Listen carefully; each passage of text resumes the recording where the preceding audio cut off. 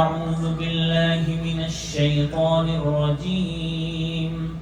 بسم الله الرحمن الرحيم.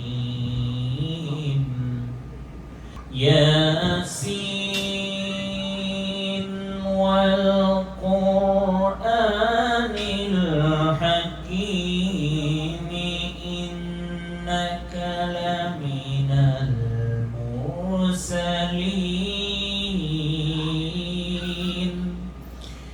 إنك لمن المرسلين على صراط مستقيم تنزيل العزيز الرحيم لتنذر قوما ما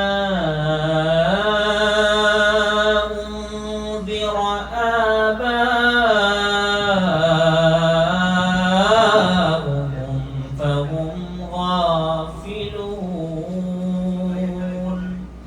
لقد حق القول على أكثرهم فهم لا يؤمنون.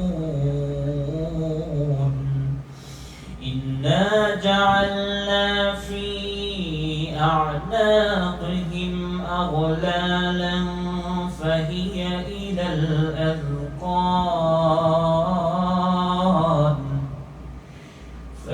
إلى الأذقان فهم مقمحون.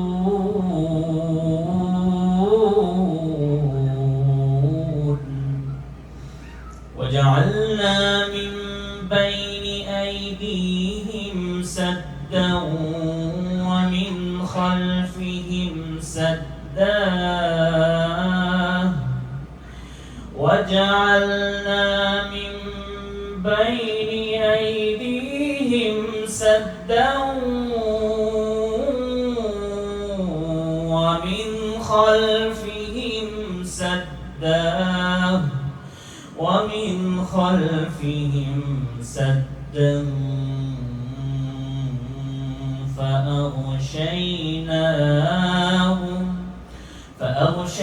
فأغشيناهم فهم لا يبصرون.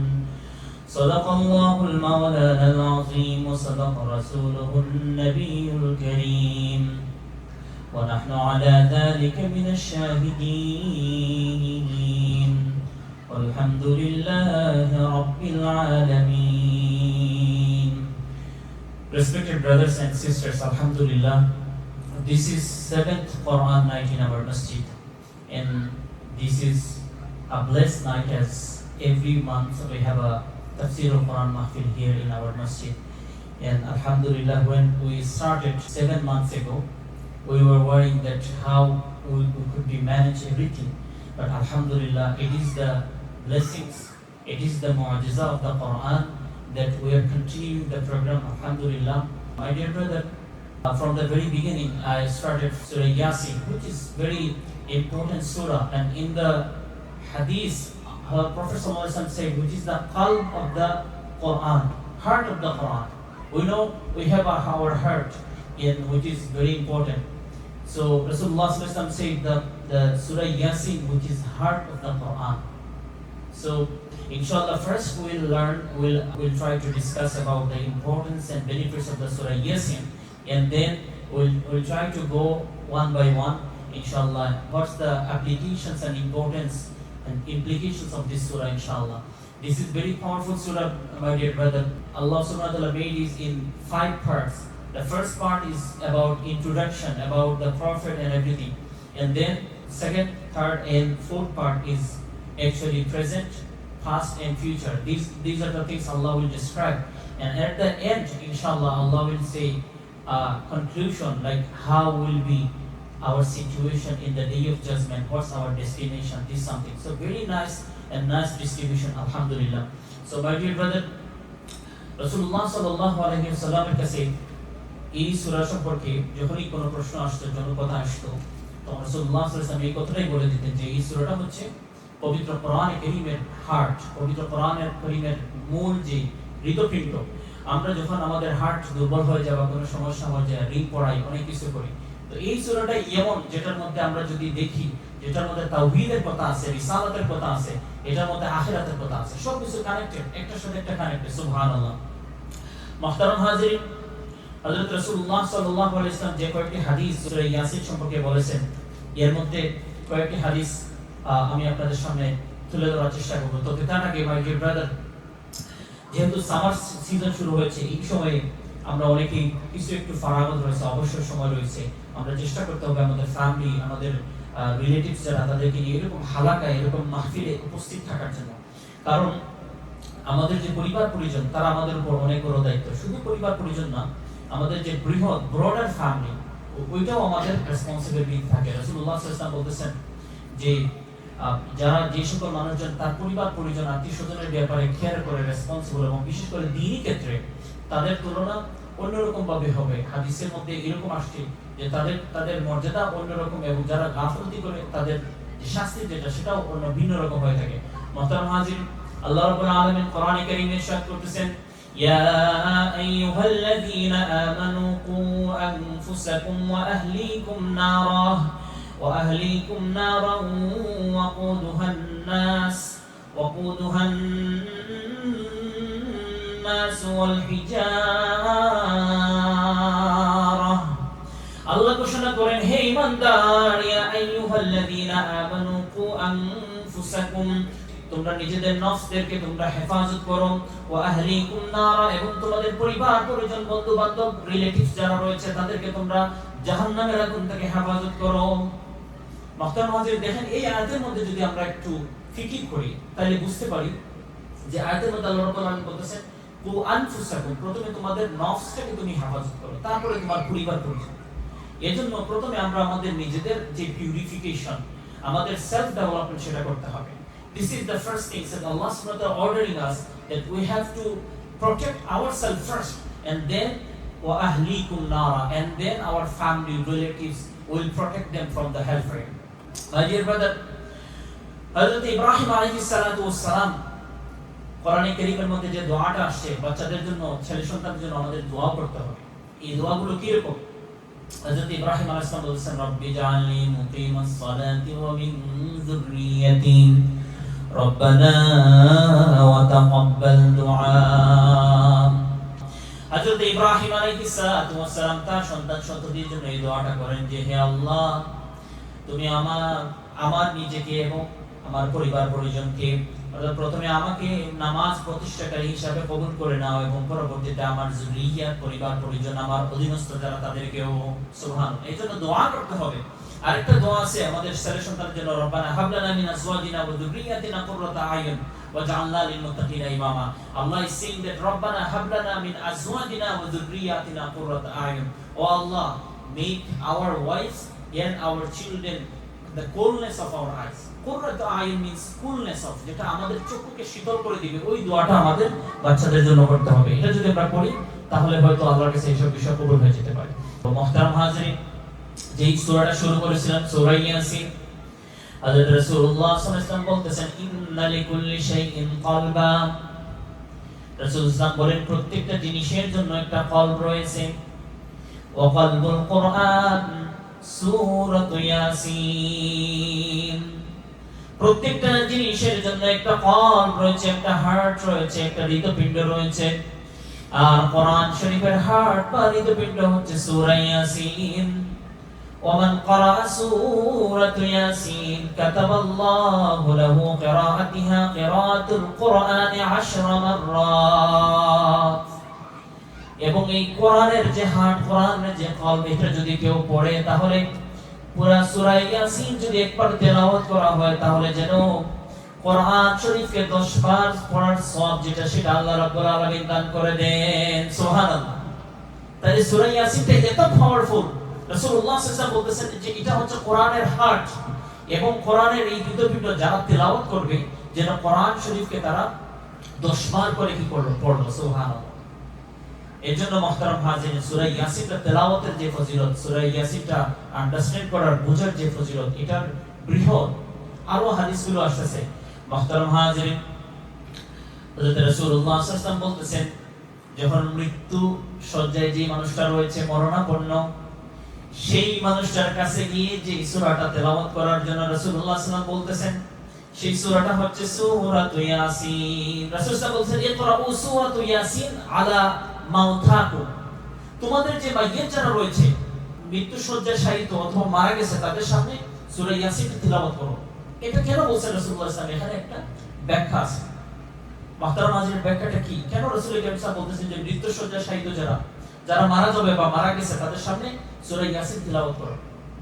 কারণ সূরা ইয়াসিনে এমন কিছু আয়াত রয়েছে যেগুলো আমাদের মৃত্যু সম্পর্কে স্মরণ করিয়ে দেয়, এবং মৃত্যুর পরেও যে একটা জীবন আছে, সেই জীবনটাকে আমাদেরকে স্মরণ করিয়ে দেয়।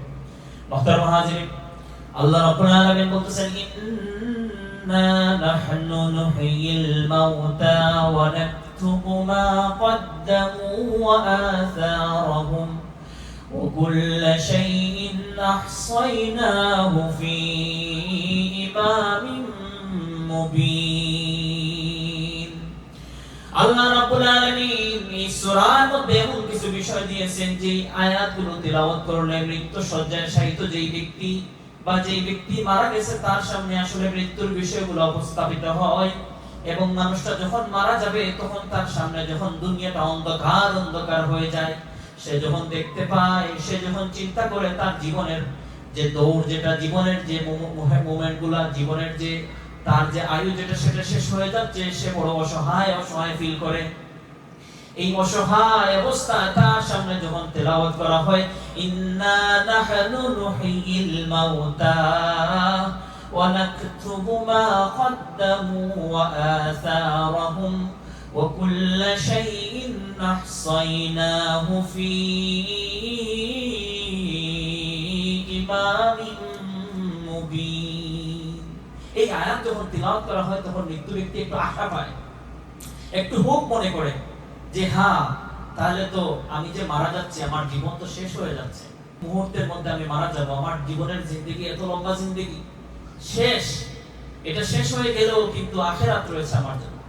ইন্না নাহনু নুহয়িল মাউতা, এখানে এই আয়াতের মিনিং যেটা হচ্ছে যে যখনই আল্লাহ রাব্বুল আলামিন আমরা মারা যাব, তখন আমাদের জন্য পরবর্তী যে জীবন, যেটা এই পরবর্তী জীবনের কথা আল্লাহ বলতেছেন যে আমাদেরকে তিনি কি করবেন, আরেকটা জীবন দান করবেন।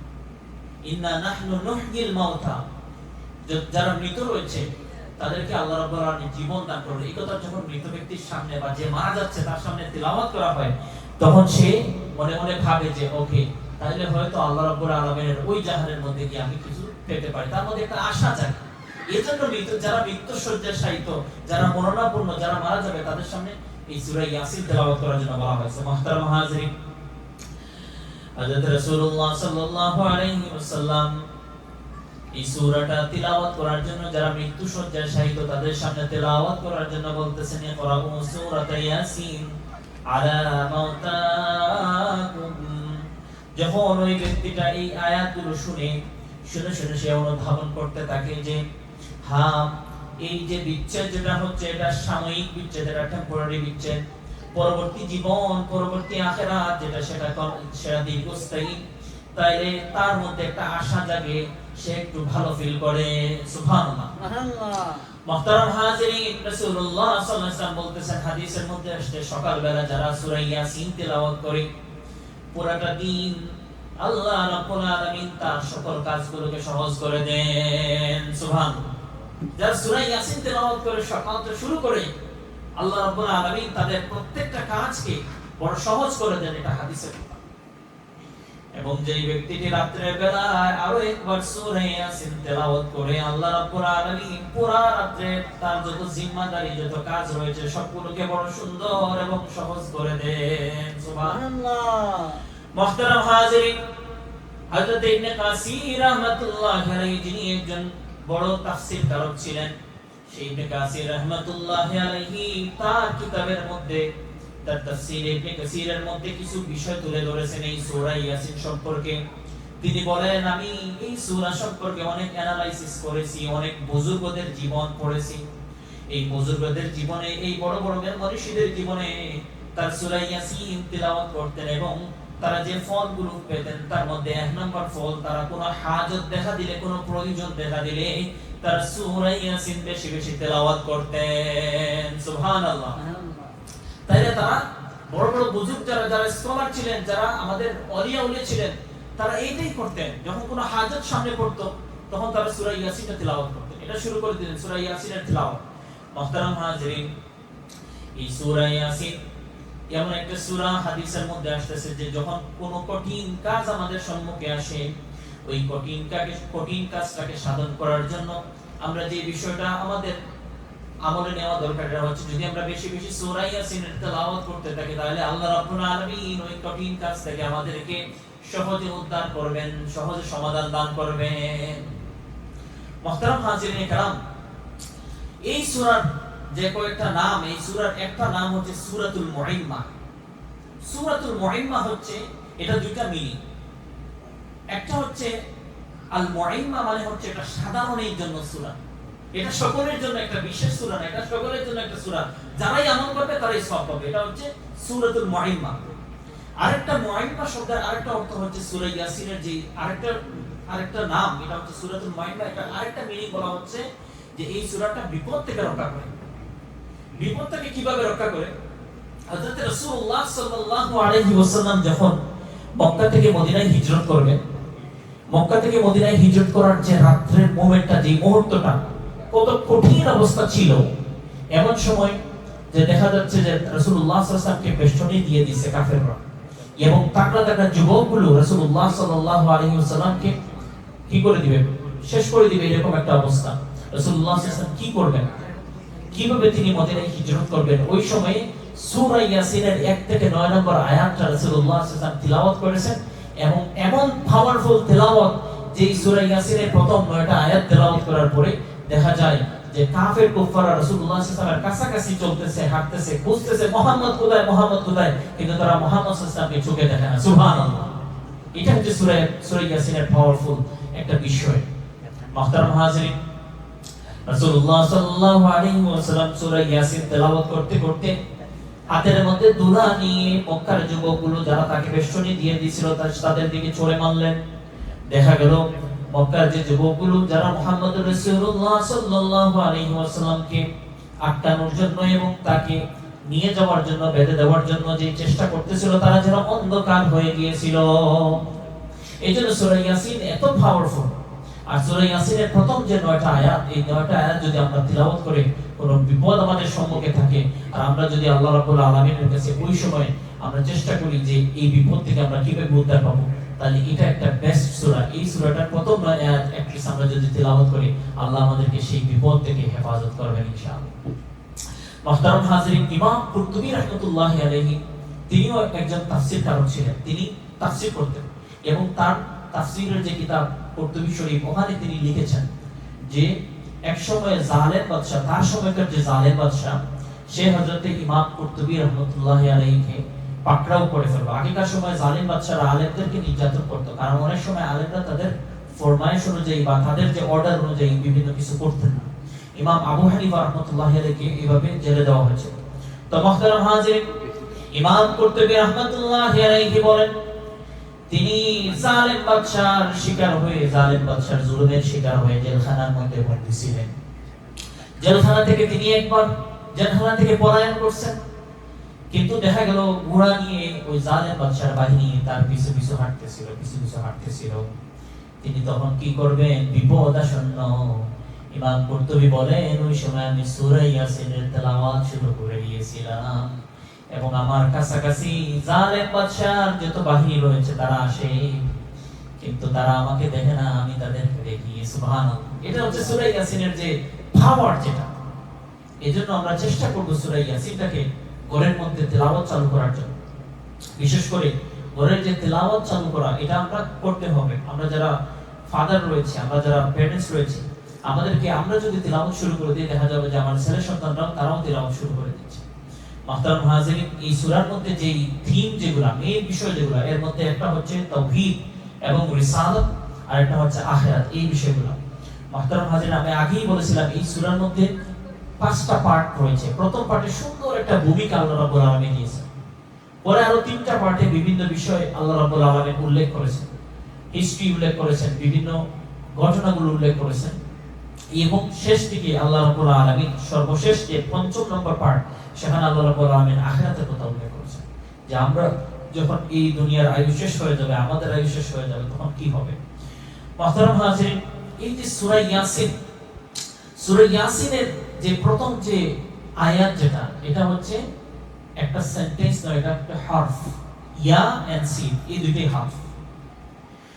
দেখেন সূরা ইয়াসিনের প্রথম যে আয়াত, যেটা এটা হচ্ছে ইয়া এবং সিন। এখানে কিন্তু খুব মজার একটা আল্লাহ রাব্বুল আলামিনের একটা গুরুত্বপূর্ণ বিষয় আমাদের সামনে প্রকাশ করতেছেন। এরকম ভাবে কোরআনে কারীমের 29টা সূরার শুরুতে আল্লাহ রাব্বুল আলামিন হারফ দিয়ে শুরু করেছেন, শুধু শব্দ দিয়ে, শুধু লেটার দিয়ে, অক্ষর দিয়ে, কোনো শব্দও না, বিভিন্ন লেটার দিয়ে। এবং এগুলোর মিনিং এমন যেগুলো আল্লাহ রাব্বুল আলামিন ছাড়া আর কেউ জানেন। মুহতারাম হাজিরিন, আল্লাহ রাব্বুল আলামিন যেই সময় কোরআনটা নাযিল করেছিলেন সেই আরব জাতির উপর, সেই আরবরা সাহিত্যে, লিটারেচারে, কবিতায় তারা এত পারদর্শী ছিল যে তাদের ওই লেভেলে, ওই হাইয়েস্ট লেভেলে এখনো পর্যন্ত পৃথিবীবাসী আর যেতে পারবে না। এত চমৎকার তাদের লিটারেচার ছিল। এই কবিতা নিয়ে তারা গর্ব করত। একটা কবিতার মাধ্যমে তারা পুরো বংশ যেটা, ওটা মুখস্থ রাখত। এবং কবিতাই তাদের একটা প্রতিযোগিতার মাধ্যম ছিল। অর্থাৎ তারা সাহিত্যের একটা চূড়ান্ত পর্যায়ে পৌঁছে গিয়েছিল, আরবি সাহিত্যে। এমন সময় আল্লাহ রাব্বুল আলামিন কোরআন নাযিল করেছেন, এবং আল্লাহ রাব্বুল আলামিন কোরআনের মধ্যে এমন কিছু বিষয় দিয়েছেন যে তারা নিজেরাও অবাক হয়ে গিয়েছে যে আসলে এগুলা কি, যেগুলো তাদের কল্পনার মধ্যেও নাই, তাদের যারা সাহিত্যিক কবি যারা, তাদের কল্পনার মধ্যেও নাই। মুহতারাম হাজিরিন, এই যে কাটা কাটা শব্দ দিয়ে, কাটা কাটা লেটার দিয়ে আল্লাহ রাব্বুল আলামিন যে তাদেরকে অক্ষম করে দিলেন, এটা মূলত কোরআনের একটা মুআজিজা। এগুলো, এই যে ওয়ার্ডগুলো, যে লেটারগুলো, আলিফ লাম মিম, ইয়াসিন, তাহা, কাফ হা ইয়া আইন সাদ, এই যে হুরুফে মুকাত্তাআত, এই যে কাটা কাটা লেটার, যেগুলো কাটা কাটা বিষয়, এগুলা দিয়ে মূলত আমরা এগুলোর মিনিং জানি না। মুফাসসিরিনে কেরামও বলেন যে এগুলোর মিনিং মাত্র আল্লাহ জানেন। তো এটা দ্বারা মূলত আরবের ওই যে সমাজ, ওই সমাজকে আল্লাহ রাব্বুল আলামিন একটা চ্যালেঞ্জ দেন যে দেখো আমার কোরআনের মধ্যে যে বিউটি, যে মিনিং, সেটা তোমরা নিজেরাও জানতে পারবে না। অথচ তারা ছিল সাহিত্যের মধ্যে সর্বোচ্চ পর্যায়ে, তাদের লেভেলের সাহিত্য এখন আর নাই। মুহতারাম হাজির, আল্লাহ রাব্বুল আলামিন শুধু এটা করেই শেষ নয়, কোরআনে কারীমের মধ্যে আসতেছে আল্লাহ রাব্বুল আলামিন তাদেরকে একটা চ্যালেঞ্জ দিয়েছিলেন। আল্লাহ বলেন, وَإِن كُنتُمْ فِي رَيْبٍ مِّمَّا نَزَّلْنَا عَلَى عَبْدِنَا فَأْتُوا بِسُورَةٍ مِّن مِّثْلِهِ وَادْعُوا شُهَدَاءَكُم مِّن دُونِ اللَّهِ إِن كُنتُمْ صَادِقِينَ। আল্লাহ রাব্বুল আলামিন বলেন, ওরে আরববাসী, আমি যে কোরআন এত চমৎকার শব্দে, এত ছন্দে, এত চমৎকার সাহিত্যে তোমাদের উপর পাঠিয়েছি, যে কোরআনের একটা সূরা পড়লে মনে হয় যে এইরকম সাহিত্য, এইরকম ছন্দ মিল আল্লাহ কিভাবে দিলেন। আল্লাহ বলেন, ওয়াশ-শামসি ওয়া দুহাহা ওয়াল কমারি ইযা তালাহা ওয়ান নাহারি ইযা জাল্লাহা ওয়াল লাইলি ইযা ইয়াগশাহা ওয়াস সামাই ওয়া মা বানাহা والأرض وما طحاها ونفس وما سواها। দেখেন শুধু হাজারা, সুবহানাল্লাহ, কি চমৎকার। والشمس وضحاها والقمر إذا تلاها والنهار إذا جلاها والليل إذا يغشاها والسماء وما بناها والأرض وما طحاها ونفس وما سواها فألهمها فجورها وتقواها قد أفلح من زكاها وقد خاب من دساها كذبت ثمود بطغواها إذ انبعث أشقاها فقال لهم رسول الله ناقة الله وسقياها فكذبوه فعقروها فدمدم عليهم ربهم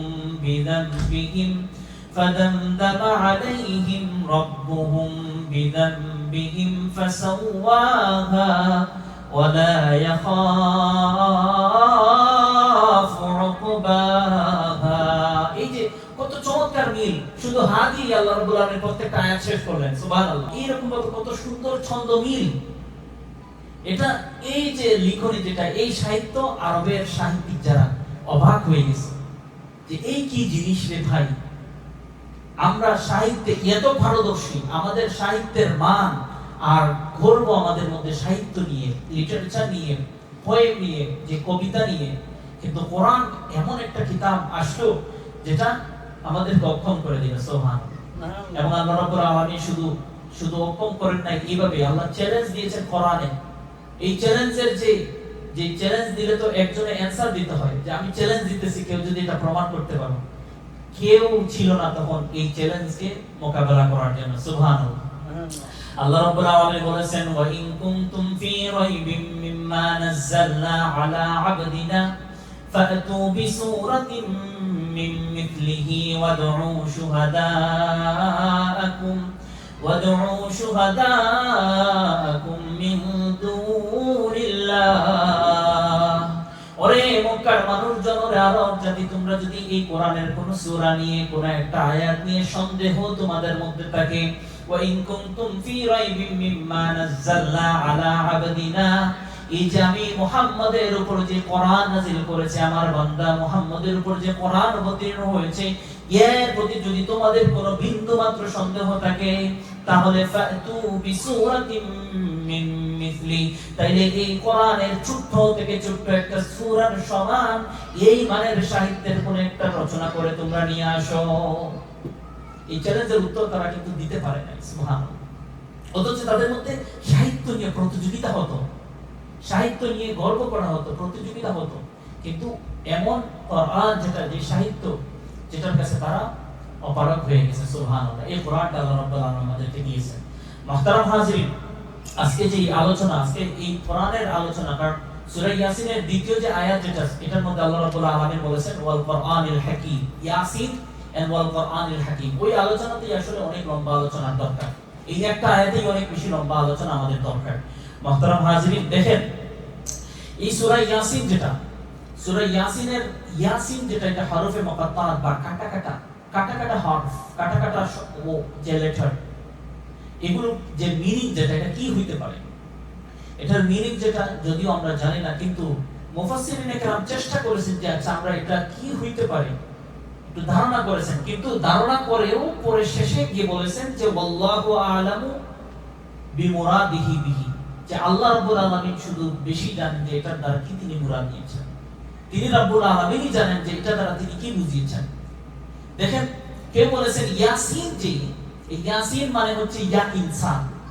আল্লাহ রাব্বুল আলামিন মানুষদেরকে ইয়া ইনসান দ্বারা শুরু করতেছেন, ইয়া ইনসান ইয়াসিন, হে মানুষ সকল, আল কোরআনিল হাকীম, প্রজ্ঞাময় হিকমতময় যে কোরআনের মধ্যে উইজডম রয়েছে, সেই কোরআনের শপথ। মুহতারাম হাজিরিন کرام, কেউ কেউ বলতেছেন ইয়াসিন এটা হচ্ছে আল্লাহর একটা নাম, কেউ বলতেছেন এটা আল্লাহ রাব্বুল আলামিনের একটা নাম, আবার কেউ কেউ বলতেছেন এটা স্বয়ং কোরআনেরই আরেকটা নাম হচ্ছে ইয়াসিন। কেউ কেউ বলতেছেন যে এটা আমাদের রাসূলুল্লাহ সাল্লাল্লাহু আলাইহি ওয়াসাল্লামের একটা উপাধি হইতে পারে, একটা নাম হইতে পারে।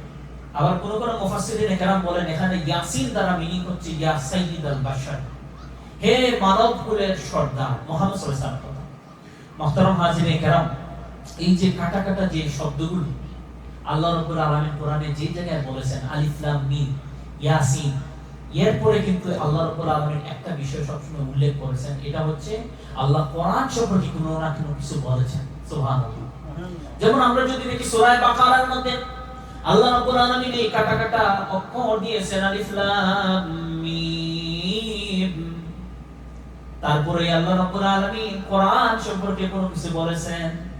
পরের আয়াতে আল্লাহ বলেন যালিকাল কিতাব লা রাইবা ফীহি হুদাল লিল মুত্তাকিন। সুবহানাল্লাহ। তাহলে তাফসীরটা এখানে কি, যেই জায়গায় আল্লাহ রাব্বুল আলামিন এই কাটা কাটা লেটার বলেছেন, অক্ষর দিয়েছেন, সেই জায়গায় তিনি রব্বুল আলামিন এরপরে দেখা যায় কোরআন নিয়ে কিছু বলেছেন, যে কোরআন এমন একটা কিতাব যেখানে কোনো সন্দেহ নাই, অথবা কোরআন এমন একটা কিতাব যে একটা প্রজ্ঞাময়। কত চমৎকার আল্লাহ রাব্বুল আলামিন কিভাবে কোরআনটাকে আমাদের সামনে বিন্যস্ত করে দিয়েছেন। যেই জায়গায় আপনি কাটা কাটা লেটার পাবেন, আলিফ লাম মিম, এই যে ইয়াসিন, নুন, এই যে এগুলোর পরে কি আসে, আল্লাহ রাব্বুল আলামিন কোরআন নিয়ে কোনো কিছু বলেন যে কোরআনটা হচ্ছে তোমাদের জন্য গাইডেন্স, তোমাদের জন্য প্রজ্ঞাময় কিতাব, তোমাদের জন্য এমন কিতাব যেটার মধ্যে কোনো সন্দেহ নাই। মুহতারাম হাজিরিন, সূরা ইব্রাহিমের মধ্যে আল্লাহ রাব্বুল আলামিন বলতেছেন আলিফ লাম মিম রা কিতাবুন আনজালনাহু ইলাইকা লিতুখরিজান নাস মিনাজ যুলুমাতি ইলান নূর। সূরা ইব্রাহিমের মধ্যে এরকম কাটা কাটা লেটার দেয়া শুরু করার পরে আল্লাহ বলেন, আমি তোমাদেরকে যে কিতাব দিয়েছি, কিতাবুন আনজালনাহু ইলাইকা লিতুখরিজান নাস মিনাজ যুলুমাতি ইলান নূর। এই কিতাব এমন কিতাব যেটা আমি তোমাদেরকে দিয়েছি, এই কিতাবটা মূলত অন্ধকার থেকে মানুষদেরকে আলোর দিকে নিয়ে আসার জন্য একটা কিতাব। সুবহানাল্লাহ। এইজন্য কোরআনে কারীমে যে জায়গায় আপনি আলিফ লাম মিম তাহা সিন ইয়াসিন এগুলা পাবেন, এই কাটা কাটা, এগুলোর পরে দেখবেন যে আল্লাহ কোরআন নিয়ে কিছু বলেছেন, কোরআন নিয়ে কোনো একটা ডেসক্রিপশন দিয়েছেন, একটা বিবরণ দিয়েছেন। মুহতারাম হাজিরিন, কোরআন তো এমন কিতাব, হাদিসের মধ্যে আসছে লা তুহসা আজাইবুহু। এই কোরআন এমন একটা কিতাব, যে কিতাবের যে আজাইব, যেটা আশ্চর্যের বিষয়গুলো, এটা এমন যেটা কোনোদিন শেষ হয় না। সুবহানাল্লাহ। এরপরে হাদিসের মধ্যে আসছে ওয়ালা তুবলা গরাইবুহু। এই কোরআন এমন একটা কিতাব, যেই কিতাবের গরাইব বা যে দুর্লভ বিষয়গুলা, যে সূক্ষ্ম বিষয়গুলা, এগুলা কেউ স্টাডি করেও শেষ করতে পারবে না। এত বেশি দুর্লভ বিষয়াদি, তো সূক্ষ্ম বিষয়াদি রয়েছে। তারপরে হযরত রাসূলুল্লাহ সাল্লাল্লাহু আলাইহি ওয়াসাল্লাম বলতেছেন ফীহি মাসাবিহুল হুদা। এই কোরআন এমন কিতাব, যে কিতাবের মধ্যে হেদায়েতের মশাল রয়েছে, হেদায়েতের লাইট রয়েছে, ওয়া মাকারিমুল হিকমাহ, এবং এই কোরআনের মধ্যে ও মানারুল হিকমা, এবং প্রজ্ঞার যে হিকমত, যেটা প্রজ্ঞার যে আপনার আলো, যেটা সেটা কিন্তু কোরআনের মধ্যে রয়েছে। মুহতারাম হাজিরিন کرام, এই কোরআন সম্পর্কে মুফাসসিরিন کرام আরো যে বিষয়গুলো বলেন, কোরআন এমন একটা কিতাব, যত বেশি তিলাওয়াত করবেন তত আপনার কাছে নতুন মনে হবে, যত তিলাওয়াত করবেন কোনো সময় পুরাতন মনে হবে না। চিন্তা করেন, একদম ছোটকাল থেকে আমরা সূরা ফাতিহাটা মুখস্থ করছি, এবং এই সূরাটা একদম শুরুতে যখন আমরা 4-5 বছর, তখন আমাদের মা বা বাবারা যে যার কাছ থেকে মুখস্থ করে ফেলছি। এই সূরা ফাতিহা আজকে পর্যন্ত প্রতিদিন প্রত্যেকটা নামাজে, প্রত্যেকটা রাকাতে আমরা পড়তেছি। প্রতিদিন পড়ি তো, সবই তো পড়ি, প্রত্যেকটা রাকাতে আমরা সূরা ফাতিহাটা কি করি, তিলাওয়াত করি। কিন্তু কখনো কি একবার আমাদের মনে হয় যে এটা তো মনে একটু পুরান লাগতেছে, আরো কোনো একটা সূরা আজকে দিয়ে শুরু করি? এরকম কোনোদিন আমাদের কিন্তু মনে হয় না। কোনোদিন এই কথা মনে হয় না যে এটা তো অনেক দিন পড়লাম, প্রথম রাকাতে বা দ্বিতীয় রাকাতে সবসময় শুরু করি এই সূরা দিয়ে, সূরা ফাতিহা দিয়ে, আজকে অন্য একটা সূরা শুরু করি। তাইলে কোরআনটা হচ্ছে এরকম, শুধু নতুন হইতে থাকে। সুবহানাল্লাহ। কোরআনের প্রজ্ঞা, কোরআনের যে আপিল, যেটা কোরআনের ইমপ্লিকেশন, যেটা এটা এরকম সব সময় মডার্ন হইতে থাকে আমাদের জন্য, এবং একটা নতুনত্ব সবসময় আমরা খুঁজে পাই। কখনো মনে হয় যে এটা তো অনেক দিনের পুরাতন হয়ে গেছে, শুধু মজা বাড়তে থাকে। সুবহানাল্লাহ। মুহতারাম হাজিরিন, এই কোরআন এমন একটা কিতাব, যে কোরআন তেলাওয়াত করলে যে সকল মানুষ যার অন্তরটা জীবিত নয়, এখন মৃত হয়ে গেছে, কোরআন তিলাওয়াতের মাধ্যমে তার মৃত অন্তর, যেটা এটা আল্লাহ রাব্বুল আলামিন জাগিয়ে দেন। সুবহানাল্লাহ। এটা একটা চার্জিং হয় যখন আমরা কোরআন তিলাওয়াত করি, যেন আমাদেরকে চার্জ করে, আমাদেরকে নতুন ভাবে একটা জীবন দান করে। এইজন্য কোরআন তিলাওয়াতের আমলগুলো আমাদের করা উচিত। মুহতারাম হাজিরিন, এবার আসেন সূরা ইয়াসিন সম্পর্কে আমরা কিছু কথা বললাম। এবার দ্বিতীয় আয়াত, যেটা ওয়াল কোরআনিল হাকীম, দ্বিতীয় আয়াতে আল্লাহ রাব্বুল আলামিন বলতেছেন ওয়াল কোরআনিল হাকীম। এখানে দেখেন আল্লাহ রাব্বুল আলামিন কোরআনে হাকীম বা প্রজ্ঞাময় কোরআনের শপথ করতেছেন। এই যে ওয়াও, যেটা এটা হচ্ছে ওয়াবে কাসামিয়া বা কসম করার জন্য, শপথ করার জন্য একটা ওয়াও। এবং সেটা কিভাবে আল্লাহ রাব্বুল আলামিন কোরআনে কারীমের মধ্যে যে জায়গায় এইভাবে কসম করেন বা শপথ করেন, তিনি ওয়াও দ্বারা শুরু করেন। আল্লাহ রাব্বুল আলামিন এই ওয়াও দ্বারা প্রায় জায়গায় যে জায়গায় তিনি কসম করেন ওয়াও দ্বারা শুরু করেন। যেমন এই জায়গায় ওয়াল কোরআনিল হাকিম, কোরআনে হাকিমের কসম করছেন, শপথ করতেছেন। অন্য জায়গায় যেমন সূরা তিনের মধ্যে ওয়াত-তিন ওয়াজ-যাইতুন, এখানে তিন ফলের কসম করতেছেন, আবার যাইতুন ফলের কসম করতেছেন। তারপরে ওয়াতুরি সিনিন, যে তুরে সাইনা বা তুর পর্বত সেটার কসম করতেছেন, কিন্তু ওয়াও দ্বারা শুরু করে। এরপর আল্লাহ রাব্বুল আলামিন জিলহজ মাসে যে 10টা রাত যেটা আসে ওইটা সম্পর্কে সূরা ওয়াল ফাজরে বলতেছেন, ওয়াল ফাজরি ওয়া লায়ালিন আশরিন ওয়াশ-শাফঈ ওয়াল ওয়াতর। আল্লাহ রাব্বুল আলামিন জোর বেজোরে কসম করতেছেন, সেখানে ওয়াও দ্বারা।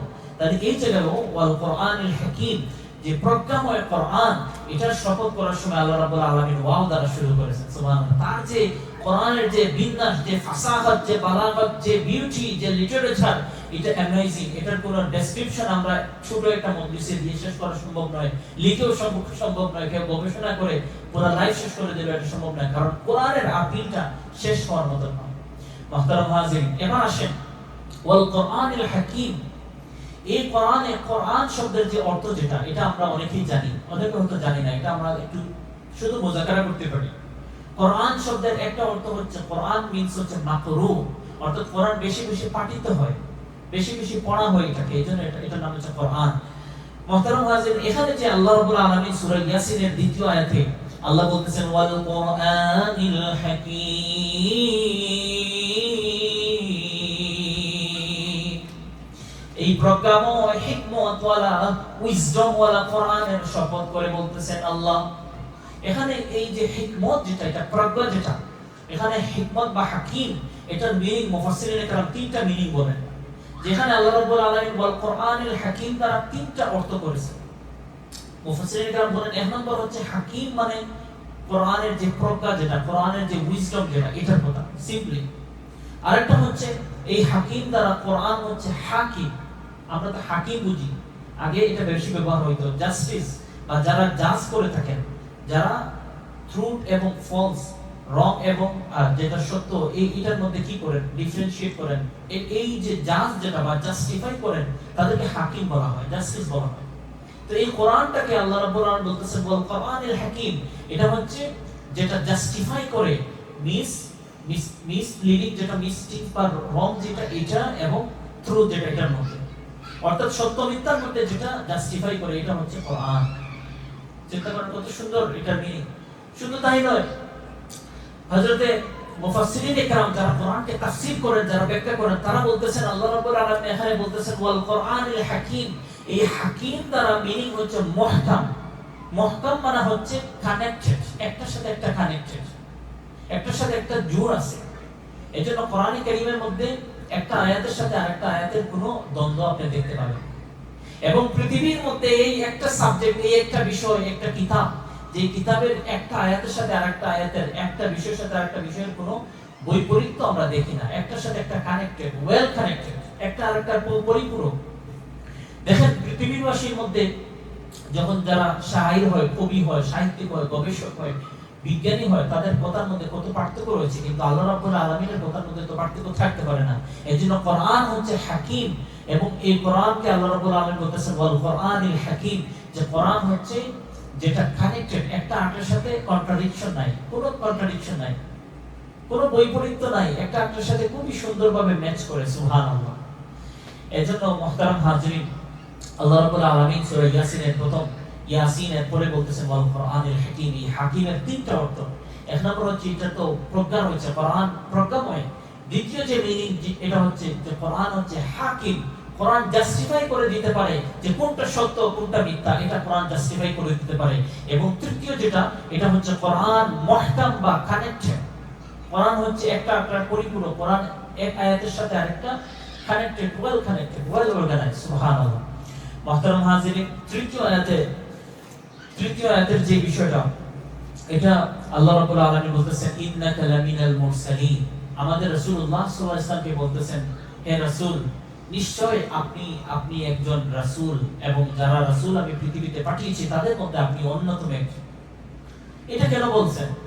কারণ মক্কাবাসী তারা আমাদের রাসূলুল্লাহ সাল্লাল্লাহু আলাইহি ওয়াসাল্লামকে এইরকম ভাবে মৃত্যু, জাদুকর এবং ম্যাজিশিয়ান এরকম অনেক উপাধি দিতে দিতে পাগল অনেক কিছু বলেছে। এবং বলতে বলতে একটা পর্যায়ে রাসূল করিম সাল্লাল্লাহু আলাইহি ওয়াসাল্লামের মধ্যেও কিছু না কিছু একটু হতাশা আসছে। এটা স্বাভাবিক। যেমন আজকে যদি আপনাকে আপনার ওয়ার্ক প্লেসে যাওয়ার পরে, কাজে গেছেন, যাওয়ার পরে একজন বললো আপনাকে তো চেহারাটা বড় মলিন মলিন লাগতেছে, কি বিষয়? বাসায় আসার পরে একজনে বলে একটু পেরেশানির মধ্যে আছেন নাকি। এরপরে আপনি বাজারে গেছেন, মার্কেটে গেছেন, সেখানে একজনে দেখে যদি বলে যে আপনি কি পেরেশানিতে আছেন নাকি, ওইরকম যদি কয়েকজন বলে, তখন আপনার মধ্যে দেখা যাবে একটা রূপ চলে আসছে যে হ্যাঁ, আমাকে মনে হয় খারাপ দেখাচ্ছে বা আমার কোনো সমস্যা ফেসের মধ্যে প্রকাশ হচ্ছে। তো সেম রাসূলুল্লাহ সাল্লাল্লাহু আলাইহি ওয়াসাল্লামকে এরকম মক্কার মানুষজন তারা পাগল বলতেছে, তারা জাদুকর বলতেছে, তারা বলতেছে যে তিনি ম্যাজিশিয়ান, তিনি হচ্ছে মৃত্যু, এরকম কথাগুলো বলার পরে রাসূল করিম সাল্লাল্লাহু আলাইহি ওয়াসাল্লামের মধ্যে হতাশা আসছে। তখন আল্লাহ রাব্বুল আলামিন বলতেছেন ইন্নাকা লামিনাল মুরসালিন, হে মুহাম্মদ আপনি হচ্ছে আমার সেই সব রাসূলদের অন্তর্ভুক্ত যাদেরকে আমি যুগে যুগে পৃথিবীবাসীর হেদায়েতের জন্য পাঠিয়েছিলাম। সুবহানাল্লাহ। মুহতারাম হাজিরিন, এই যে আল্লাহ রাব্বুল আলামিন কত সুন্দর করে রাসূল করিম সাল্লাল্লাহু আলাইহি ওয়াসাল্লামকে বলতেছেন। শুধু তাই নয়, এর পরের আয়াতে 4 নম্বর আয়াত সূরা ইয়াসিনের 4 নম্বর আয়াতে আল্লাহ রাব্বুল আলামিন বলতেছেন আলা সিরাতিম মুস্তাকিম, হে মুহাম্মদ মক্কাবাসী তোমাকে, কাফের মক্কাবাসী যারা রয়েছে, আরববাসী যারা রয়েছে, তারা তোমাকে পাগল, মৃত্যু, জাদুকর যাই কিছু বলুক না কেন, তুমি মুহাম্মদ আমার রাসূলদের মধ্যে অন্যতম একজন রাসূল, এবং আলা সিরাতিম মুস্তাকিম, এবং তুমি আমার যে সিরাতে মুস্তাকিম, যেটা থ্রু ওয়ে, যেটা সঠিক রাস্তা, সেই সঠিক রাস্তার মধ্যে রয়েছো। সুবহানাল্লাহ। কত সুন্দর করে আল্লাহর বারে বলতেছে। তারপরে আয়াত আরো সুন্দর। আল্লাহ রাব্বুল আলামিন বলেন তানজিলাল আজিজির রহিম, আর মুহাম্মদ তোমাকে আমি কোরআন দ্বারা প্রেরণ করেছি, যে কোরআন যার কাছ থেকে পাঠানো হয়েছে সেটা হচ্ছে আল আজিজ, তিনি মহান আল্লাহ, তিনি হচ্ছেন আজিজ বা পরাক্রমশালী, তিনি বড় পাওয়ারফুল, তার অনেক শৌর্য বীর্য, অনেক গর্ব, তিনি বড় পাওয়ারফুল বা তিনি কন্ট্রোলিং, যেটা তার সবকিছু রয়েছে। এরপরে আল্লাহ রাব্বুল আলামিন বলেন আর রহিম, তিনি এবং দয়াবান। দেখেন আল্লাহ রাব্বুল আলামিন কিভাবে বিন্যাস যেটা করেছেন। যখন আল্লাহ বলতেছেন যে আল আজিজ, তিনি হচ্ছেন অনেক পরাক্রমশালী, খুব কঠিন, আল্লাহ রাব্বুল আলামিন অনেক কঠোর, এই কথাটা বলতেছেন। এই কথা বলার পরে আমাদের মধ্যে যারা দুর্বল ঈমানের, চিন্তা করতে পারে মনে হয় শেষ, এত কঠোর, তাহলে তো আমরা কোনো ক্ষমা পাবো না। চিন্তা করেন, আল্লাহ রাব্বুল আলামিন এই কথাটাও কিন্তু বুঝতেছেন আমাদের অবস্থা কি হইতে পারে। এজন্য পরের শব্দেই বলে দিচ্ছেন আর রহিম। সুবহানাল্লাহ। প্রথম শব্দে কি বলতেছেন যে এই কোরআনটা প্রেরণ করা হয়েছে কঠোর মহাপরাক্রমশালী রব্বুল আলামিনের পক্ষ থেকে। আর এই কথা বলার পরে আল্লাহ রাব্বুল আলামিন চিন্তা করতেছেন যে দুর্বল বান্দাগুলো হয়তো ভাববে যে আল্লাহ যেহেতু এত কঠোর, আমরা মনে হয় কোনো সময় কি পাবো না, ক্ষমা পাবো না। আল্লাহ যেহেতু এত পরাক্রমশালী, মনে হয় তার কাছ থেকে রেহাই পাওয়ার কোনো সুযোগ নাই। কিন্তু পরবর্তী শব্দে আল্লাহ রাব্বুল আলামিন বলতেছেন না, আমি পরাক্রমশালী ঠিক আছে, কিন্তু আমি আর রাহিমও, আমি দয়ালু, অতি দয়াবান আমি। সুবহানাল্লাহ। কত চমৎকার বিন্যাস আল্লাহ রাব্বুল আলামিন কোরআনে কারীমের মধ্যে দিয়েছেন। মুহতারাম হাজিরিন, আল্লাহ রাব্বুল আলামিন বলেন ইয়াসিন ওয়াল কুরআনিল হাকীম ইন্নাকা লামিনাল মুরসালিন আলা সিরাতিম মুস্তাকিম তানজিলাল আজিজির রহিম। হে মানুষ সকল, তোমরা আমি রব্বুল আলামিনকে মনে মনে ভাবতে পারো যে তিনি হয়তো মহাপ্রজ্ঞাময়, অনেক অনেক কঠোর, অনেক ক্ষমতাবান, অনেক পাওয়ারফুল, তার কাছ থেকে আমরা ক্ষমা নাও পেতে পারি। কিন্তু আল্লাহ রব্বুল আলামিন সাথে সাথে বলেন না, আমি আল্লাহ পরাক্রমশালী, অনেক কঠোর, অনেক কঠিন, কিন্তু আমার আরেকটা সিফাত রয়েছে, সেই সিফাত হচ্ছে আমি আল্লাহ রহিম, আমি দয়াবান, আমি আমার বান্দাদেরকে ক্ষমা করে দিতে ভালোবাসি। সুবহানাল্লাহ। আল্লাহ রাব্বুল আলামিন কিভাবে ক্ষমা করে দিতে পারেন তার একটা নজির আপনাদের সামনে বলবো নাকি? মুহতারাম হাজিরিন, একবার হযরত মুসা, এর আগে একটা ঘটনা বলে ফেলি। হযরত মুসা আলাইহিস সালামের সময় বৃষ্টি হয় না। এখন তো মানুষজন মুসা সাহেবকে ধরছেন যে কি করা যায়, বৃষ্টি তো হইতেছে। মুসা ইসলাম সবাইকে নিয়ে গেছেন, নামাজ পড়ছেন, বৃষ্টির যে নামাজ, ইস্তেসকা নামাজ পড়ছেন, পরে আল্লাহর কাছে বলছেন যে আল্লাহ বৃষ্টি দেন। আল্লাহ রাব্বুল আলামিন বৃষ্টি তো দেন না। 2 নম্বর বার নামাজ পড়ছেন, বৃষ্টি দেন না। এরকম তৃতীয়বারে গেছেন, মাঠে গিয়ে, খোলা মাঠে গিয়ে নামাজ পড়ছেন সবাইকে নিয়ে, বৃষ্টি নাই, বৃষ্টির কোনো খবরই নাই। আর মুসা ইসলাম তো খুব রাগ ছিল বেশি, অনেক বেশি রাগ করতেন, আল্লাহর সাথেও কথা বলতেন। মুসা ইসলাম ছিলেন কলিমুল্লাহ, আল্লাহর সাথে 1-to-1 কানেকশন ছিল, সরাসরি কল, ডিরেক্ট কল, কোনো ভয়েস মেইলও না, কোনো মেসেজও না, ডিরেক্ট কল, আল্লাহকে সরাসরি কল। যে কি অবস্থা, 3 বার নামাজ পড়ার পরেও বৃষ্টি নাই, কি বিষয়? তখন দেখা গেছে আল্লাহ রাব্বুল আলামিন বলতেছেন বৃষ্টি তো হবে না। কারণ কারণ তোমার কমিউনিটির মধ্যে একজন গুনাহগার মানুষ রয়েছে, তার গুনাহটা বড় বড় খারাপ ধরনের গুনাহ, ওই জন্য তাকে, এই জন্য আমি বৃষ্টি দিচ্ছি না। মুসা ইসলাম বলেন কি বিষয়, কে এবং কি গুনাহ বলেন। এরকম তিনি তো পাওয়ারফুল, মুসা ইসলামও কিন্তু খুব রাগ করতে পারে, আল্লাহর সাথে কিন্তু কথা বলতেছেন, কনভারসেশন। তখন আল্লাহ রাব্বুল আলামিন বলতেছেন গুনাহটা হচ্ছে নামিমা বা গীবত।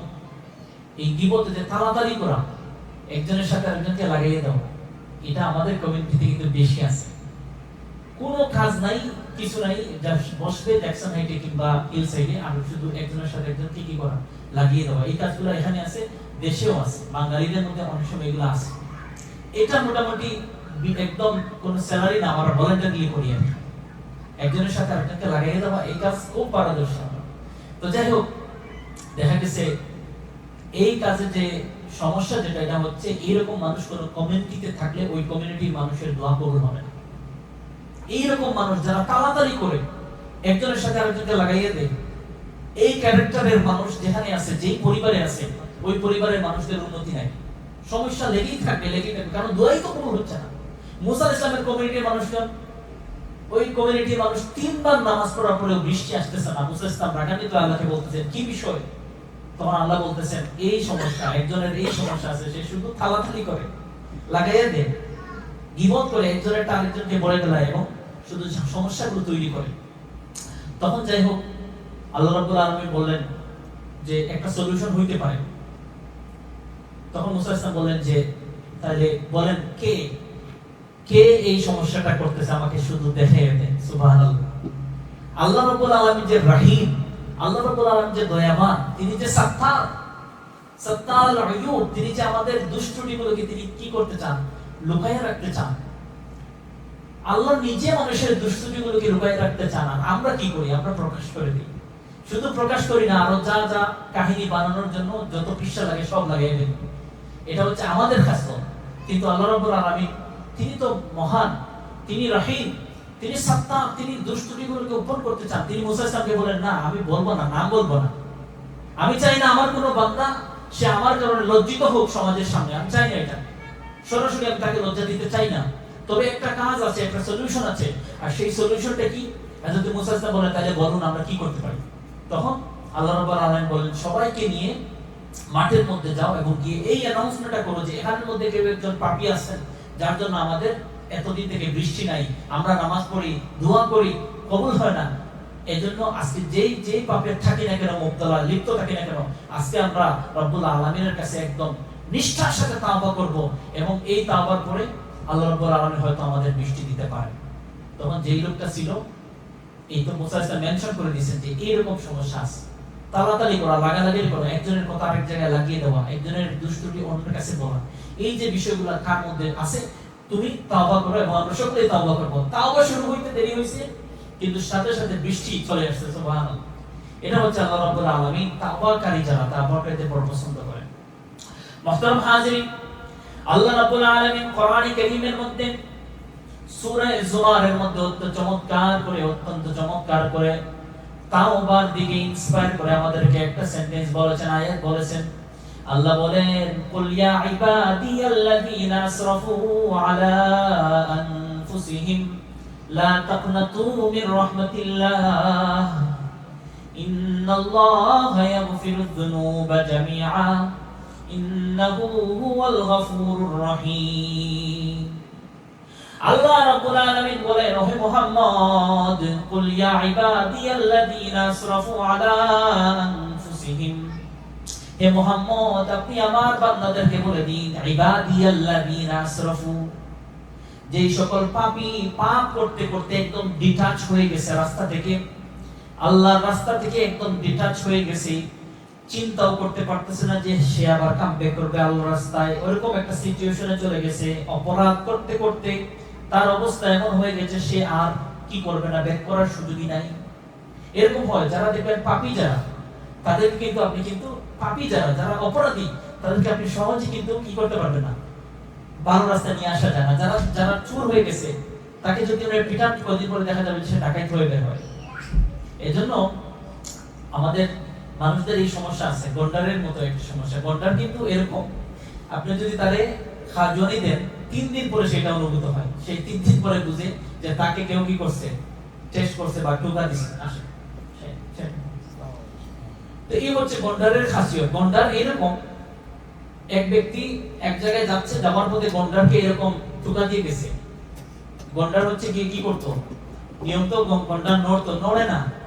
3 দিন পরে দাওয়া থেকে যখন ব্রেক করছে, ব্রেক করার সময় দেখে যে গন্ডার একটু নড়তেছে এবং একটু হাসতেছে। এর মানে হচ্ছে আমাদের মধ্যে এরকম সমস্যা আছে। তো মানুষজন যেটা করে যে দেখা যায় যে অপরাধ করতে করতে, গুনাহ করতে করতে অন্তরটা বড় একদম কালো হয়ে যায়, অন্তরটা জমাট হয়ে যায়, এরকম কঠিন অবস্থায় চলে যায়। সে আর যে কামব্যাক করবে আল্লাহর রাস্তায় এটা সে চিন্তাও করে না। কিন্তু আল্লাহ রাব্বুল আলামিন বলতেছেন, কুল ইয়া ইবাদিয়াল্লাযীনা আসরাফু আলা আনফুসিহিম লা তাকনাতু মির রাহমাতিল্লাহ ইন্নাল্লাহা ইয়াগফিরুয যুনুবা জামিআ। হে মানুষ সকল, গুনাহ করতে করতে এমন একটা পর্যায়ে চলে গেছো যে কামব্যাক করবা এই সুযোগ মনে করতেছো না। কিন্তু আল্লাহ রাব্বুল আলামিন বলেন, হে বান্দারা, তোমরা যারা আমার বান্দা এবং গুনাহ করতে করতে খুব চরম ভাবে হতাশ, তোমরা হতাশ হইও না। লা তাকনাতু মির রাহমাতিল্লাহ, আল্লাহর রহমত থেকে তোমরা নিরাশ হইও না। কারণ আল্লাহ রাব্বুল আলামিন বলেন, ইন্নাল্লাহা ইয়াগফিরুয যুনুবা জামিআ। কারণ আল্লাহ রাব্বুল আলামিন তোমাদের সমস্ত গুনাহ, জামিআ বলতেছেন মানে সমস্ত গুনাহ ক্ষমা করে দিতে পারবেন। সুবহানাল্লাহ। আল্লাহ আমাদেরকে কত সুন্দর করে ডাকতেছেন, ইয়া ইবাদ, হে আমার বান্দারা, তোমরা যারা ডিটাচ হয়ে গেছো, হতাশ হয়ে গেছো, লাঞ্ছিত হয়ে গিয়েছো, তোমরা ভাবতেছো যে আর মনে হয় কামব্যাক করতে পারবে না, আল্লাহ তোমাদের তাওবাকে অ্যাকসেপ্ট করবেন না। কিন্তু না, আল্লাহ বলেন, ইন্নাল্লাহা ইয়াগফিরুয যুনুবা জামিআ, আল্লাহ সকল ধরনের গুনাহকে ক্ষমা করে দিতে পারেন। এবং তোমরা তাওবা করো, তাওবা করলে এই সওয়াবটা, তাওবা করলে কি হবে, শুধু তাওবা করলে আমাদের যে গুনাহসমূহকে আল্লাহ রাব্বুল আলামিন শেষ করে দিবেন এরকম না। কোরআনে কারীমের মধ্যে আসছে যে তাওবা করার পরেই আমাদের যে গুনাহ, যেটার জন্য আমরা তাওবা করেছি, সেই গুনাহ পরিমাণ এই অংশটুকু আল্লাহ রাব্বুল আলামিন নেকি দ্বারা বদলাইয়া দেন, চেঞ্জ করে দেন। সুবহানাল্লাহ। কত চমৎকার আল্লাহর যে পরিচয়। আল্লাহ শুধু ক্ষমা করে দিয়ে শেষ করেন না, ক্ষমা করে দিয়ে তিনি, তার ভালোবাসাটা শেষ নয়। তার ভালোবাসা এরকম যে তিনি ক্ষমা করে দেন, তারপরে যে গুনাহটুকু আমরা করেছি, যতটুকু গুনাহ করেছি সেইটুকুকে আল্লাহ চেঞ্জ করে দেন সওয়াব দ্বারা। সুবহানাল্লাহ। এটা কিন্তু হাদিসেরও কথা না, এটা সরাসরি কোরআনে আসছে। আল্লাহ বলেন, ইল্লা মান তাবা ওয়া আমানা ওয়া আমিলা আমালান সালিহান ফাউলাইকা ইউবাদদিলুল্লাহু সাইয়্যাতিহিম হাসানাত। আল্লাহ রাব্বুল আলামিন তাদের সাইয়্যাত, যারা তাদের যে গুনাহসমূহকে, সেগুলোকে আল্লাহ রাব্বুল আলামিন হাসানাত দ্বারা, সৎকর্ম দ্বারা, নেকি দ্বারা পরিপূর্ণ করে দিবেন। এইজন্য আমরা তাওবার আমল করতে হবে। মুহতারাম হাজিরিন, তো যাই হোক, যে কথাটাকে কোরআনের যে হাকিম বা কোরআন যে হিকমত ওয়ালা, এই কথা থেকে আসছিল এবং আল্লাহ রাব্বুল আলামিন যে রহিম, সেই কথার মধ্যে আমরা ছিলাম। মুহতারাম হাজিরিন, আল্লাহ রাব্বুল আলামিন কোরআনে কারীমের মধ্যে যে তার হিকমত এবং তার যে প্রজ্ঞা, এটা সম্পর্কে শুধু একটা एग्जांपल দেব এবং আমরা আলোচনা শেষের দিকে যাব। মুহতারাম হাজিরিন, আল্লাহ রাব্বুল আলামিন কোরআনে কারীমের মধ্যে দুইটা एग्जांपल দিয়েছেন, বিশেষ করে প্রাণীকুল থেকে। আল্লাহ রাব্বুল আলামিন বলেন, ওয়া ইন্না লাকুম ফিল আনআমি লাইবরাহ, হে মানুষ সকল, তোমাদের জন্য চতুষ্পদ জন্তু যেগুলো রয়েছে, প্রাণী যেগুলো রয়েছে, ওগুলোর মধ্যে তোমাদের জন্য ইবরত রয়েছে, তোমাদের জন্য শিক্ষা রয়েছে। এবং সেটা কিভাবে আল্লাহ বলেন, নুসকিকুম মিম্মা ফি বুতুনিহি মিন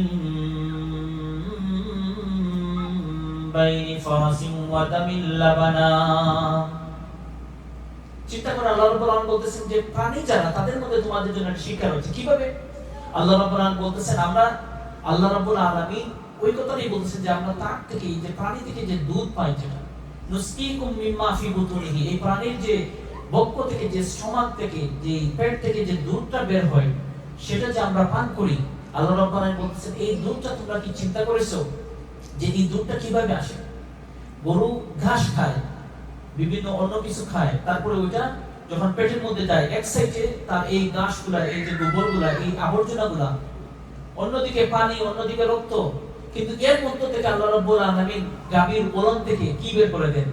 কি চমৎকার দুধ বের করে দেন। সুবহানাল্লাহ। এটা আল্লাহ রাব্বুল আলামিনের একটা এগ্রত দেওয়ার জন্য একটা বিষয় আমাদেরকে কোরআনে বলতেছেন। আল্লাহ বলতেছেন, ওরে বান্দারা, তোমরা চতুষ্পদ প্রাণী যেটা তোমাদের সামনে, যে গাভী যেটা রয়েছে, সেটার দিকে যদি চিন্তা করো তাহলে তোমরা দেখতে পাবে এই এক সাইডে দিয়ে কি রয়েছে? ঘাস রয়েছে, আবর্জনা রয়েছে, গোবর রয়েছে, অন্য সাইডে দিয়ে যেই রক্ত রয়েছে, এর পাশ দিয়ে আল্লাহ রাব্বুল আলামিন কি বের করে আনেন? কত চমৎকার দুধ বের করে নিয়ে আসে। সুবহানাল্লাহ। এটা হচ্ছে আল্লাহ রাব্বুল আলামিনের হিকমত। সুবহানাল্লাহ। এই জন্য আল্লাহ বলেন যে কোরআনটা হচ্ছে আমাদের জন্য হিকমত। মুহতারাম হাজিরিন, মিন বাইনি ফারসিন ওয়া দামিন লাবানা খালিসান সাইগাল লিশারিবিন। আল্লাহ বলেন যে দুধ, গোবর এবং আবর্জনা, অন্যদিকে যে রক্ত, এই রক্ত এবং আবর্জনা গোবরদের মধ্য থেকে আমি আল্লাহ গাভীর উরুন থেকে বের করে নিয়ে আসি যে দুধ, সেই দুধ তোমাদের জন্য সাবিগাল লিশারিবিন, তোমরা যারা পানকারী তাদেরকে তৃপ্ত করে দে। দুধ আমাদেরকে তৃপ্ত করে দে। সুবহানাল্লাহ। মুহতারাম হাজিরিন کرام, তারপরে আল্লাহ রাব্বুল আলামিন যে কথাটা বলতেছেন এই আয়াতের মধ্যে, এই আয়াতের পরে আল্লাহ রাব্বুল আলামিন সূরা আন-নাহলে চমৎকার কিছু কথা বলেছেন, এইটাই মেনশন করতে চাই। আল্লাহ রাব্বুল আলামিন বলেন সূরা আন-নাহলের মধ্যে আসতেছে, আল্লাহ রাব্বুল আলামিন যেই মৌমাছি আছে, আমরা যে মৌমাছি দেখি, ওই মৌমাছিকে আল্লাহ রাব্বুল আলামিন একটা সিক্রেট মেসেজ পাঠাইছিলেন। মৌমাছিকে আল্লাহ রাব্বুল আলামিন একটা সিক্রেট মেসেজ পাঠাইছেন যে হে মৌমাছি, তুমি এইসব বিষয় করো এবং আমার মানুষের জন্য এইসব বিষয়গুলোকে প্রডিউস করো। সুবহানাল্লাহ। সূরা আন-নাহলের মধ্যে মৌমাছি নিয়ে আল্লাহ রাব্বুল আলামিন সব কিছু বলতেছেন। তো দেখেন আল্লাহ রাব্বুল আলামিন বলতেছেন, ওয়া আওহা ইলান নাহলি আনিত্তাখিযি মিনাল জিবালি বুয়ুতা ওয়া মিনাশ শাজারি ওয়া মিম্মা ইয়ারিশুন। আল্লাহ মৌমাছিকে বলতেছেন, ওরে মৌমাছি, তুমি তোমার জন্য যেই পাহাড় রয়েছে, পাহাড়ের মধ্যে এবং গাছের মধ্যে এবং একটু উঁচু উঁচু স্থানে তোমার জন্য বাসা বানাও। সুবহানাল্লাহ। তারপরে আল্লাহ রাব্বুল আলামিন বলতেছেন, সুম্মা কুলি মিন কুল্লিস সামারাত, এরপরে বিভিন্ন বৃক্ষের কাছে যাও, বিভিন্ন বৃক্ষ, লতাপাতা এগুলোর মধ্যে যাও এবং গিয়ে কি করো? ফাসলুকি সুবুলা রাব্বিকি যুলালা, এরপরে ওখান থেকে কি করো? বিভিন্ন যে লতাপাতা, বিভিন্ন গাছ, এই জায়গা থেকে তুমি অনেক কিছু খাও, আহরণ করো, এবং তারপরে এই জায়গা থেকে তুমি যখন তোমার বাসার মধ্যে আসবে তখন তোমার পেট থেকে একটা মধু বের হবে, ওইটা হচ্ছে আমাদের জন্য আল্লাহ রাব্বুল আলামিন বলেন শিফাউল লিন-নাস, আমাদের জন্য শিফা।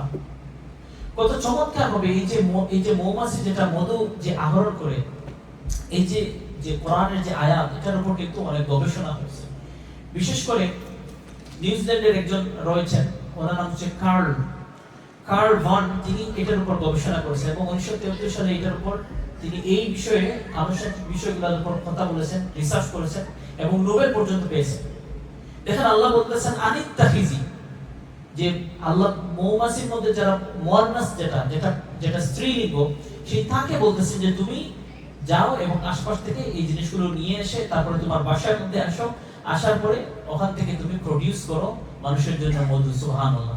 মুহতারাম হাজির, দেখেন এই যে বিজ্ঞানী যেটা কার্বন ফিশ, যে সে এই কথাটা গবেষণা করেছে, সে গবেষণা করে দেখে যে মৌমাছির মধ্যে স্ত্রীলিঙ্গ যেটা, মুয়ান্নাস যেটা, সেটা সবসময় লিডার থাকে। সুবহানাল্লাহ।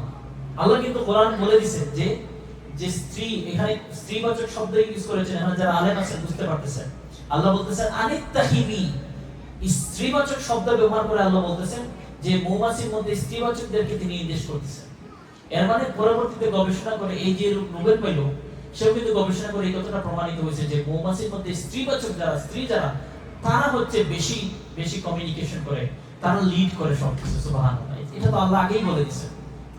মুহতারাম হাজিরিন, এই মধু যেটা আল্লাহ রাব্বুল আলামিন এত চমৎকার ভাবে আমাদের জন্য নিয়ে আসেন, এটার মধ্যে আল্লাহ রাব্বুল আলামিন যে অ্যান্টিসেপটিক দিয়েছেন, এটা একটা ন্যাচারাল ভ্যাকসিন। এটা একটা ন্যাচারাল কিছু। বিশেষ করে রাশিয়ার মধ্যে যখন দ্বিতীয় বিশ্বযুদ্ধ হয়, দ্বিতীয় বিশ্বযুদ্ধের সময় রাশিয়ার যারা যোদ্ধা যারা ছিল, সেই যোদ্ধাগুলা বা তারা যখন যুদ্ধ করতো এবং আহত হতো, তখন তারা অন্য কোনো অ্যান্টিবায়োটিক অন্য কিছু ইউজ না করে তারা মধু ইউজ করতো ওই কাটা জায়গাগুলোতে, এবং এগুলো ভালো হয়ে যেত। সুবহানাল্লাহ। এজন্য তো আল্লাহ রাব্বুল আলামিন বলতেছেন মধুটা হচ্ছে শিফাউল নাস। আল্লাহ রাব্বুল আলামিন মধুর মধ্যে শিফা দিয়েছেন। এবং এই যে মধু যেটা, যে মধু যখন ফুলগুলো আহরণ করে, বিভিন্ন বনের লতাপাতা ইত্যাদি আহরণ করে মৌমাছি যখন আসে তার বাসার মধ্যে, তারপরে তার যে পেট যেটা, এটা আবার দুইটা। মুফাসসিরিনে কেরাম বলেন তার দুইটা পেট রয়েছে। একটা তো তার খাবার ইত্যাদি নিষ্কাশনের জন্য, আরেকটা হচ্ছে ওই আরেকটা স্টমাক স্পেশাল, ওইটার মধ্যে সে এই যে লতাপাতা ফুল ইত্যাদি নানান যে জায়গাগুলো থেকে যেগুলো কালেক্ট করে, ওখান থেকে যে মধু যেটা, এটা আরেকটা স্টমাকের মধ্যে, আরেকটা পেটের মধ্যে সে ওখানে রাখে। তারপরে একটা টিউব দিয়ে আল্লাহ রাব্বুল আলামিন ওই মধু মৌমাছির যে বাসা, ওই বাসার মধ্যে আল্লাহ রাব্বুল এগুলো ছেড়ে দেন। সুবহানাল্লাহ, কত চমৎকার বিন্যাস। অর্থাৎ তার আলাদা আরেকটা স্টমাক রয়েছে, আলাদা একটা পেট রয়েছে, ওখানের মধ্যে সে মধু সে সংরক্ষিত করে রাখে। সুবহানাল্লাহ। মুহতারাম হাজির, এছাড়া এই যে মধু যেটা রাসূলুল্লাহ সাল্লাল্লাহু আলাইহি ওয়াসাল্লাম বড় বেশি পছন্দ করতেন, বড় বেশি রাসূল করিম সাল্লাল্লাহু আলাইহি ওয়াসাল্লাম যে বিষয়গুলো পছন্দ করতেন, এর মধ্যে মধু একটা অন্য ছিল। দুধ পছন্দ করতেন রাসূল করিম সাল্লাল্লাহু আলাইহি ওয়াসাল্লাম, লাউ পছন্দ করতেন রাসূল করিম সাল্লাল্লাহু আলাইহি ওয়াসাল্লাম, মাশরুম পছন্দ করতেন, রুটি এবং খেজুর এগুলো বেশি পছন্দ করতেন। রাসূল করিম সাল্লাল্লাহু আলাইহি ওয়াসাল্লাম যে জিনিসটা পছন্দ করতেন, এটার মধ্যে আমাদের জন্য শিফা রয়েছে। এজন্য কোরআনে কারীমে দুইটা বিষয় সম্পর্কে বলা হচ্ছে যে এই দুটো তোমাদের জন্য শিফা। একটা হচ্ছে কোরআনে কারীমের মধ্যে আসে ওয়ানুনাজ্জিলু মিনাল কুরআনি মা হুয়া শিফাউন ওয়া রাহমাহ। আল্লাহ রাব্বুল আলামিন এই কোরআনকে নাযিল করেছেন, এটা তোমাদের জন্য একটা শিফা। কোরআন যখন তিলাওয়াত করবে, কোরআন যখন পড়বে, কোরআন যখন অনুধাবন করবে, কোরআনের ইমপ্লিকেশন এবং ইমপ্লিমেন্টেশন যদি তোমার পরিবার পরিজন সোসাইটি কমিউনিটি রাষ্ট্রের মধ্যে হয়, সেখানে যেমন শান্তি বাতাস বইবে, এটা যেমন একটা শিফা। কোরআন যখন তিলাওয়াত করবে তোমার অন্তরের পরিষ্কার হওয়ার জন্য, অন্তরের শান্তির জন্য এই কোরআন যথেষ্ট। কোরআন হচ্ছে শিফা। আল্লাহ কোরআনে বলতেছেন ওয়ানুনাজ্জিলু মিনাল কুরআনি মা হুয়া শিফাউন ওয়া রাহমাহ। এই কোরআন হচ্ছে আমাদের জন্য শিফা এবং রহমত। আর কোরআনে কারীমের মধ্যে আরেকটা বিষয় সম্পর্কে বলা হচ্ছে যে শিফা, এটা হচ্ছে মধু সম্পর্কে। সুবহানাল্লাহ। আল্লাহ বলতেছেন যে, কত সুন্দর করে বলতেছেন যে হে মৌমাছি, তুমি যাও এবং ফলমূল থেকে ইত্যাদি ইত্যাদি আহরণ করে এমন একটা জায়গায় তুমি বাসা বানাও, হয় পাহাড়ের মধ্যে অথবা বৃক্ষের মধ্যে অথবা উঁচু একটা জায়গার মধ্যে, যেন মানুষ যেন ধরতে না পারে সহজে। এবং তারপরে ওই বিভিন্ন জায়গা থেকে কালেক্ট করে এনে তুমি মধু পৃথিবীবাসীকে দেও এবং মানুষজন খাক, এবং এটা হচ্ছে শিফা। সুবহানাল্লাহ। এটা হচ্ছে আল্লাহর হিকমত। এবং আরেকটা যে আয়াত যেটা বলেছিলাম মুহতারাম হাজিরিন, আল্লাহ রাব্বুল আলামিন বলেন ওয়া ইন্না লাকুম ফিল আনআমি লাইবরা। তোমাদের জন্য যে আনআম বা চতুষ্পদ জন্তু, এগুলোর মধ্যে তোমাদের ইবরত রয়েছে। আর সেটা কি? আল্লাহ বলেন নুসকিকুম মিম্মা ফি বুতুনিহি মিন বাইনি ফারসিন ওয়া দামানিন লাবানা। এই যে তোমাদের যে গাভী রয়েছে, এটা দেখতে তোমাদের এখান থেকে তারা যে ঘাস খায়, যে আবর্জনা গোবর এখানে, এবং সাথে সাথে যে রক্ত যেটা রয়েছে, এই দুইটার মধ্যখান থেকে কি বের করে আনেন? আল্লাহ দুধ বের করে নিয়ে আসেন। রাসূল করিম সাল্লাল্লাহু আলাইহি ওয়াসাল্লাম বলতেছেন আলাইকুম বিআলবানিল বাকার, তোমরা গাভীর দুধ পান করো। গাভীর দুধ যদি বেশি বেশি পান করো তাহলে কি? কারণ ফাইন্নাহা তুরাম্মু মিনাল আশজার, কারণ বিভিন্ন লতাপাতা বৃক্ষরা যেগুলো গাভী খায়, তারপরে ওখান থেকে দুধটা বের হয়। তারপরে রাসূল করিম সাল্লাল্লাহু আলাইহি ওয়াসাল্লাম বলতেছেন ফিহি শিফাউন, এই যে গাভীর দুধ যেটা, এই দুধের মধ্যে শিফা রয়েছে। এবং ফি লাবানিহা শিফাউন, গাভীর দুধের মধ্যে শিফা, বাট ওয়ালাহমিহা ফিহা দাউন, অর্থাৎ গাভীর যে দুধ এটার মধ্যে শিফা রয়েছে, কিন্তু গাভীর যে গোশত এটার মধ্যে কিন্তু রোগ রয়েছে। এটা আল্লাহ রাব্বুল আলামিন রাসূল করিম সাল্লাল্লাহু আলাইহি ওয়াসাল্লামের মুখ দিয়ে বলাই নিয়েছেন অনেক আগে, 1400 বছর আগে। আর এখন আমরা দেখা যায় যে গরুর গোশত আমরা খেলে কি হয়? কোলেস্টেরল বেড়ে যায়, অনেক সমস্যা তৈরি হয়। এটা কিন্তু রাসূলুল্লাহ সাল্লাল্লাহু আলাইহি ওয়াসাল্লাম আজ থেকে 1400 বছর আগে বলে গেছেন যে দুধ খাও, কিন্তু গোশতের মধ্যে কি হয়? কোলেস্টেরল রয়েছে, সমস্যা রয়েছে, এটার মধ্যে রোগ রয়েছে, এটা কম কম খাও। তো যাই হোক, এই যে দুধ যেটা, এই দুধের মধ্যে আল্লাহ রাব্বুল আলামিন গাভীর দুধ বলেন বা মায়ের দুধ বলেন, এটার মধ্যে আল্লাহ রাব্বুল আলামিন এমন কিছু অ্যান্টিসেপটিক বা অ্যান্টিবায়োটিক দিয়ে রেখেছেন, যেটা পৃথিবীবাসী অন্য কোনো ভ্যাকসিনের মাধ্যমে, অন্য কোনো মেডিসিনের মাধ্যমে দিতে পারে না। আল্লাহ রাব্বুল আলামিন কোরআনে কারীমের মধ্যে বলতেছেন ওয়াল ওয়ালিদাতু ইউরদি'না আওলাদাহুন্না হাওলাইনি কামিলাইন। আর যে সকল মায়েরা রয়েছেন, মায়েরা সন্তানদেরকে 2 বছর পর্যন্ত দুধ পান করান, এটা আল্লাহ বলে দিয়েছেন।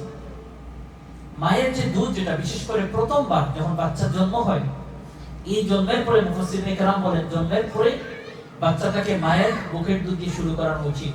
এবং মায়ের যে দুধ, যেটা এটার মধ্যে এই যে শাল দুধ বলে থাকে, এই দুধের মধ্যে এমন একটা ভ্যাকসিন রয়েছে যেটা এই বাচ্চার জন্য অনেক কার্যকরী।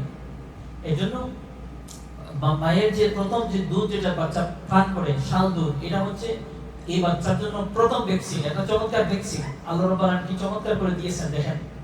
এই জন্য গাভীর দুধ, মায়ের দুধ, এরপরে এই যে গরুর গোশত এবং মধু, যে মধু সম্পর্কে আলোচনা হলো কোরআনে কারীমে যত ডিটেইলস আল্লাহ রাব্বুল আলামিন মৌমাছি সম্পর্কে এবং মৌমাছি কিভাবে মধু আহরণ করে, কিভাবে মধু আমাদের জন্য প্রোডিউস করে, এগুলো হচ্ছে হিকমত।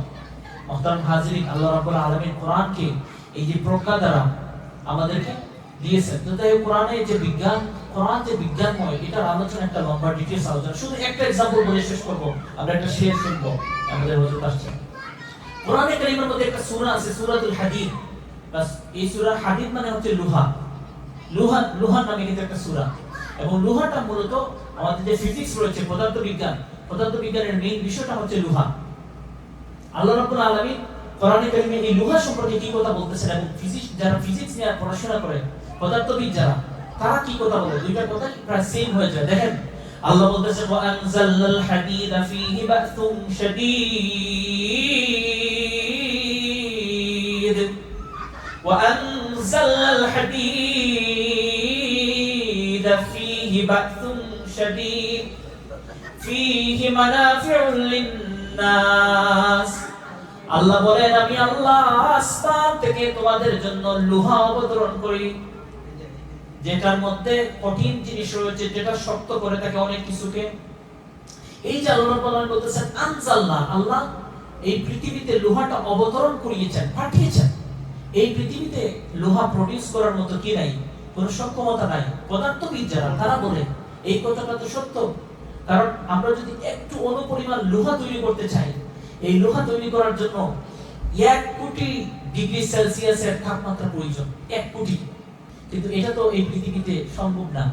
এজন্য পদার্থবিদ যারা বলে যে আল্লাহ যেভাবে বলছেন যে আমি তোমাদের জন্য লোহা পাঠিয়েছি, কোরআনে একটা সূরাই আছে লোহা সম্পর্কে। তাহলে বোঝা গেল পদার্থবিদ বা এই দেশে এই সময়ের বিজ্ঞানী যারা, তারা এই কথাটা স্বীকার করতেছে যে লোহাটা আসলে আমরা তৈরি করা সম্ভব নয়। এই লোহাটা, যে লোহার যে অণু তৈরি করতে হলে 1 কোটি ডিগ্রি সেলসিয়াসের তাপমাত্রা প্রয়োজন। তো যাই হোক মুহতারাম হাজিরিন, কোরআনে কারীমের যে বিজ্ঞান, যেটা আরো চমৎকার বিষয়গুলো আমরা এই সূরাতে কন্টিনিউ করব নেক্সট তাফসীরে ইনশাআল্লাহ। আমরা চেষ্টা করব সকলে নেক্সট তাফসীরে উপস্থিত থাকার জন্য। আজকে সূরা ইয়াসিনের যে তিলাওয়াত সম্পর্কে কথাগুলো প্রথমে বলেছিলাম, যে এই সূরা হচ্ছে আমাদের হাজতের জন্য, আমাদের মুসিবতের জন্য। আমরা যখনই দিন শুরু করব সূরা ইয়াসিন দ্বারা, রাত শুরু করব সূরা ইয়াসিন দ্বারা। এবং রাসূলুল্লাহ সাল্লাল্লাহু আলাইহি ওয়াসাল্লাম বলতেছেন এটা হচ্ছে কলবুল কোরআন, কোরআনে কারীমের হার্ট। তো চেষ্টা করব এই সূরাটাকে নিজে আমল করা, নিজে তিলাওয়াত করা, ফ্যামিলি এবং পরিবার পরিজনদেরকে নিয়েও তিলাওয়াত করা।